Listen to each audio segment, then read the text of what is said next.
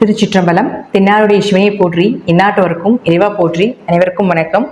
மிதுன ராசிக்குண்டான மார்ச் மாத பலன்கள் எப்படி இருக்கும் அப்படிங்கிறத பார்க்கலாம். மிதுன ராசி அதிபதி புதன், உங்களை ஆளக்கூடிய கிரகம் புதன். அவரே 4ஆம் அதிபதி ஆகிறார். மிதுன ராசியை பொறுத்த வரைக்கும் பார்த்துட்டீங்கன்னா இந்த மாதம் அப்படின்னு சொல்லிட்டா ராசி அதிபதி வக்ரகிரி அடைகிறார். ஏன்னா நீசமாயிருந்தார். நீசமாயி மிதுனத்தை பொறுத்த வரைக்கும் ஒரு ஸ்ட்ராங் இல்லாமல் இருக்கிறது, உங்கள் பேச்சுக்கு ஒரு மரியாதை இல்லாமல் இருக்குது, வீடு மனை சொத்துக்கள் ஒரு விரயங்களை கொடுத்தது.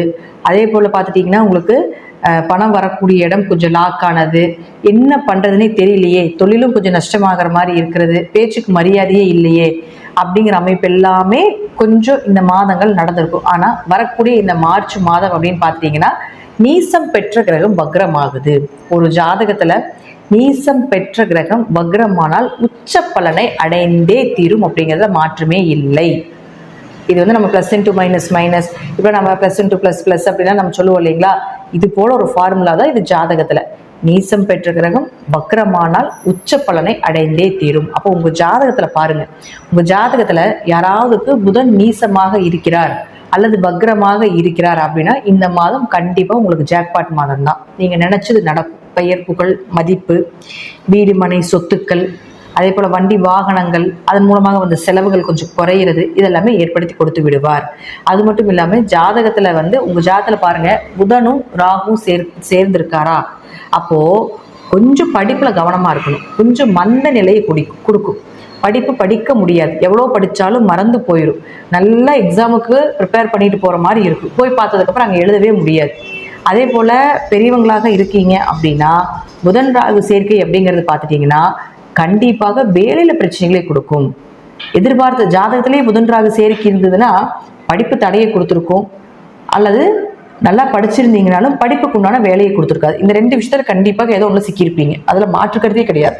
அப்போது இந்த புதன் ராகு சேர்க்கை அப்படிங்கிறது வந்து இது போல சில விஷயங்களை கொடுத்துக்கிட்டு இருந்தாலும் கூட இந்த மாதம் புதன் நீசமாய் வக்ரம் பெறும் பொழுது உங்கள் ஜாதகத்தில் வக்ரமாக இருந்தால் மிகப்பெரிய யோகம். வக்ரம் இல்லைனாலும் கண்டிப்பாக ஏதோ ஓரளவுக்கு யோகத்தை கொடுத்தே தீரும் அப்படிங்கிறதுல மாற்றமே கிடையாது.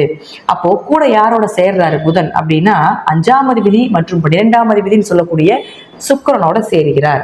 அங்க சுக்கிரன் உச்சமாகி சுக்கிரன் ராகு சேர்க்கையாகி பெண்கள்னால பிரச்சனை, கணவன் மனைவிக்குள்ள பிரச்சனை, கொஞ்சம் குழந்தைகளுடைய நிலை சரியில்லாமல் இருக்கிறது, குழந்தைகள்னால கொஞ்சம் அவமானங்கள் ஏற்பட்டது, குழந்தைகளுக்கு ஏதாவது ஒரு மருத்துவ செலவுகள் செஞ்சது, இதெல்லாமே கடந்த மாசங்கள் நடந்திருக்கும்.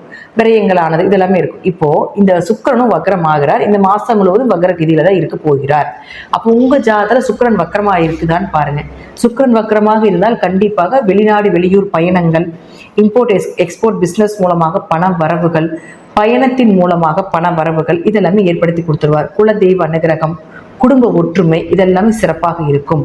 உங்க ஜாதகத்துல சுக்கிரன் வக்ரம் இல்லாம இருந்தால் கொஞ்சம் பெண்கள் சார்ந்த விஷயத்துல, கொஞ்சம் குடும்பம் சார்ந்த விஷயத்துல, கணவன் மனைவிக்குள்ள கொஞ்சம் வெளியூர் வெளிநாடு பயணத்துல கொஞ்சம் கவனமா இருந்து செயல்படுத்த வேண்டும். நடக்கும், ஆனா கொஞ்சம் கவனமா இருங்க. ஒரு முறைக்கு பல முறை வந்து யோசிங்க. தேவையில்லாத விரயங்கள் பண்றதுக்குண்டான வாய்ப்பை சுக்கிரன் வக்ரமாக இல்லைன்னா நடத்தியே தீர்வார் அப்படிங்கிறது அமைப்பு. இது உங்க ஜாதகத்துல தனிப்பட்ட முறையில. அடுத்தது பாருங்க, 6 மற்றும் 11ஆம் அதிபதினு சொல்லக்கூடிய செவ்வாய் உங்க ராசிக்குள்ளேயே இருக்கிறார். இது உங்க ராசிக்குள்ளேயே செவ்வாய் இருக்கிறார். அப்ப 6 கூடியவர் ராசிக்கு வரார். ரொம்ப மாசமா ரொம்ப வருஷங்களாக வேலையே இல்லாம இருந்தாலும் கூட வேலைக்குண்டான வாய்ப்பை ஏற்படுத்தி கொடுப்பார். கடன் விலகிறது. அதே போல பாத்தீங்கன்னா 6-4 தொடர்பு ஏற்படும் பொழுது நிச்சயமாக உங்களுக்கு என்ன பண்ணி கொடுப்பாருங்க, ஏதாவது ஹோம் லோன் வாங்குறது, கேட்ட இடத்துல ஒரு எமர்ஜென்சிக்கு ஒரு பணம் கிடைப்பது, இதெல்லாமே ஏற்படுத்தி கொடுத்து விடுவார். ஏன்னா அவர் லாபஸ்தானாதிபதி ஆகிறார் இல்லைங்களா, அப்ப அதீத லாபங்கள், ஏதாவது ஒரு வழியில லாபங்கள் கிடைப்பதற்குண்டான வாய்ப்புகள் இதெல்லாமே நிச்சயமாக ஏற்படுத்தி கொடுத்தே தீர வேண்டும் அப்படிங்கிறது விதிக்கப்பட்டது. இந்த மாதம் முழுவதும் செவ்வாய் அங்கதான் இருக்க போகிறார்.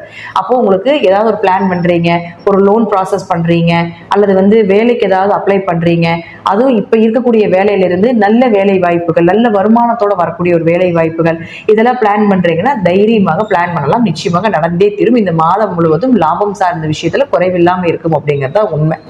அடுத்தது பாருங்க, குரு வந்து இயற்கையாகவே 12ஆம் வீட்டுல இருந்து சுப விரயத்தை கொடுத்துட்டு இருக்கிறார் அப்படிங்கிறது அமைப்பு உண்டு. ஏன்னா சுபகிரகம் 12ஆம் வீட்டுல சுப விரயங்கள் நடந்திருக்கும் அப்படிங்கிறது அமைப்பு.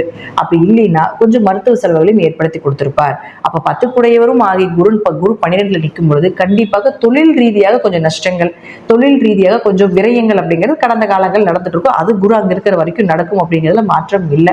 அடுத்தது சனி பகவான். இந்த சனி பகவானை பொறுத்த வரைக்கும் பார்த்துட்டீங்கன்னா இந்த மாதம் 29ஆம் தேதி சனி மாறுகிறார். உங்களுடைய ராசிக்கு 9ஆம் வீட்டுல இருந்து 10ன்னு சொல்லக்கூடிய தொழில் ஸ்தானத்துக்கு வருகிறார்.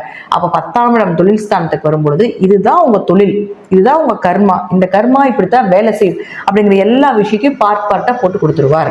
அப்ப இந்த 2.5 வருஷமும் சனி பகவான் சொல்லக்கூடிய விஷயத்தை நல்லா கூர்ந்து கவனிச்சுக்கோங்க. இதுதான் உங்க லைஃப் லாங் உங்களுக்கு வரக்கூடிய தொழில், லைஃப் லாங் நீங்க செய்யக்கூடிய கர்மாக்குண்டான விஷயங்கள் அப்படிங்கறத எடுத்துக்கோங்க.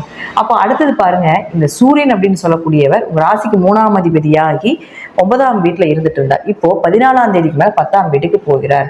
அப்போ 14ஆம் தேதிக்கு மேல உங்களுடைய பிளானிங் எல்லாமே வச்சுக்கோங்க. நல்ல நல்ல விஷயங்கள், ஒரு முயற்சிக்குண்டானது, ஒரு ப்ராஃபிட் சார்ந்த விஷயங்கள், இதெல்லாமே 14ஆம் தேதிக்கு மேல வைத்துக் கொள்வது என்பது ஒரு சிறப்பான விஷயமாக இருக்கும். ஏன்னா 9ஆம் இடத்துல இருக்கிறத விட 10ஆம் வீட்டுல போய் இருக்கிறது அப்படிங்கிறது ஒரு மிகப்பெரிய யோகத்தை கொடுக்கும் அப்படிங்கிறதையும் நம்ம எடுத்துக்கணும். அப்போ அவரே உங்களுக்கு சுக்கிரன் ராகு அங்க சேர்க்கை இயற்கையாகவே இருக்கு.